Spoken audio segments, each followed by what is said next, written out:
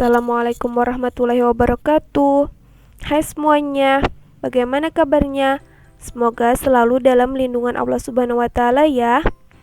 Perkenalkan, nama saya Risma Aryani, peserta Latsar CPNS tahun 2021 golongan 3 Provinsi Kalimantan Selatan Angkatan 23 Kelompok 3 Kabupaten Hulu Sungai Tengah. Video dibuat untuk memenuhi tugas pada pembuatan sintesa agenda 3 dan personal branding. Dalam agenda 3 ada membahas tentang manajemen ASN, pelayanan publik, serta whole of government. Di dalam manajemen ASN membahas tentang kedudukan dan peran ASN, hak dan kewajiban ASN, kode etik ASN, konsep sistem merit dalam pengelolaan ASN. Di dalam pelayanan publik membahas tentang prinsip pelayanan publik, pola pikir sebagai pelayanan publik, serta etiket pelayanan publik. Di dalam whole of government membahas tentang konsep WOG, penerapan WOG, best practice, serta implementasi. Manajemen ASN. Manajemen ASN adalah pengaturan profesi pegawai sehingga menjadi ASN yang unggul dan selaras dengan perkembangan zaman. Peran dan kedudukan ASN. ASN terdiri dari PNS dan P3K. Undang-Undang Nomor 5 Tahun 2014 tentang peran ASN adalah sebagai perencana, pelaksana dan pengawas penyelenggara tugas umum pemerintahan dan pembangunan nasional melalui pelaksanaan kebijakan dan pelayanan publik yang profesional, bebas dari intervensi publik, serta bersih dari korupsi, kolusi, dan nepotisme. Kedudukan ASN di sini berada di pusat, daerah, dan luar negeri. Manajemen ASN membahas tentang peran ASN. Peran ASN di sini yang pertama sebagai pelaksana kebijakan publik, yang kedua sebagai pelayan publik, yang ketiga sebagai perekat dan pemersatu bangsa. Hak dan kewajiban ASN yang pertama, ASN berhak atas kesejahteraan dan pengembangan kompetensi. Yang kedua, kewajiban ASN sesuai dengan tugas dan tanggung jawab. Kode etik merupakan acuan bagi ASN dalam penyelenggaraan birokrasi pemerintah untuk menjaga martabat dan kehormatan ASN. Selanjutnya, sistem merit ASN. Sistem merit merupakan sistem yang menjamin objektivitas tanpa membedakan latar belakang, politik, ras, agama, jenis kelamin, asal-usul, dan lain-lain. Manajemen ASN didasarkan atas kualifikasi, kompetensi, dan performance atau kinerja. Selanjutnya, pelayanan publik.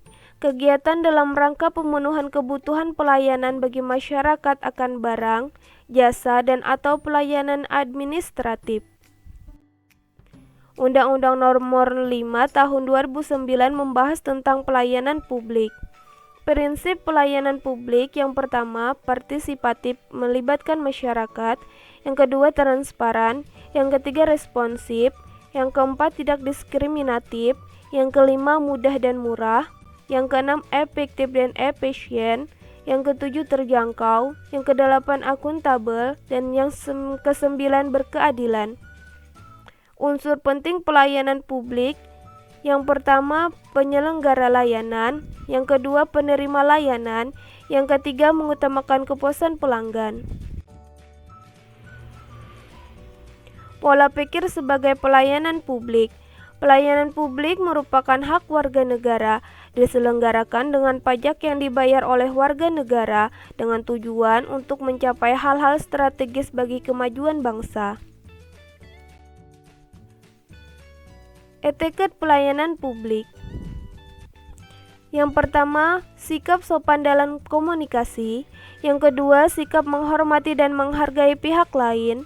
Yang ketiga, sikap penuh perhatian yang baik dan wajar. Yang keempat, sikap suka menolong. Yang kelima, tenggang rasa. Yang keenam, ramah, akrab, dan bersahabat. Yang ketujuh, sikap menguasai diri dan mengendalikan emosi.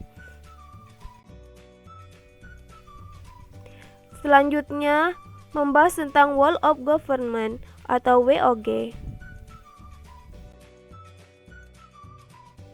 Konsep WOG. WOG merupakan sebuah pendekatan yang menyatukan upaya-upaya kolaboratif pemerintahan dan keseluruhan sektor dalam ruang lingkup koordinasi yang lebih luas guna mencapai tujuan bersama dalam pembangunan kebijakan, manajemen program dan pelayanan publik. WOG muncul karena hal-hal berikut. Yang pertama, karena dorongan publik untuk kinerja good governance. Yang kedua, adanya ego sektoral. Yang ketiga, perkembangan teknologi dan informasi. Yang keempat, serta adanya keberagaman. Penerapan WOG. Yang pertama, penguatan koordinasi antar lembaga. Yang kedua, membentuk lembaga koordinasi khusus. Yang ketiga, membentuk gugus tugas. Yang empat, koalisi sosial. Tantangan WOG di sini yang pertama, kapasitas SDM dan institusi. Yang kedua, nilai dan budaya organisasi. Yang ketiga, kepemimpinan. Best practice WOG yang dapat diterapkan di Indonesia. Yang pertama, Satuan Tugas Penanganan COVID-19 dan yang kedua BPJS Kesehatan. Satgas COVID-19 merupakan hasil integrasi dari beberapa lembaga negara dalam percepatan penanggulangan pandemi COVID-19 di Indonesia. BPJS Kesehatan dapat mewujudkan reformasi pembiayaan kesehatan secara menyeluruh dan terintegrasi berdasarkan tata kelola yang baik. Personal branding. Sebagai ASN, mari kita ciptakan ASN yang pintar. P. Profesional. I. Inovatif. N. Netral. T. Transparan. A. Adil. R. Responsif. Berikut ini dapat diwujudkan dengan cara: yang pertama, menjalankan tugas ASN. Yang kedua, memahami hak dan kewajibannya sebagai ASN dengan baik. Yang ketiga, memberikan pelayanan jasa yang bermutu di bidang pendidikan. Yang keempat, memberikan inovasi dalam pembelajaran. Yang kelima, berkoordinasi dengan bekerja sama dengan rekan kerja yang lain guna menghasilkan pelayanan yang responsif. Sebagai ASN di bidang pendidikan, khususnya di bidang guru, mari kita hasilkan generasi yang juara, jujur, unggul, adil, rajin, dan amanah.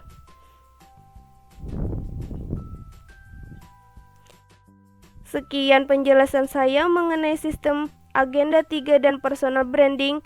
Kurang lebihnya saya mohon maaf. Terima kasih. Wassalamualaikum warahmatullahi wabarakatuh.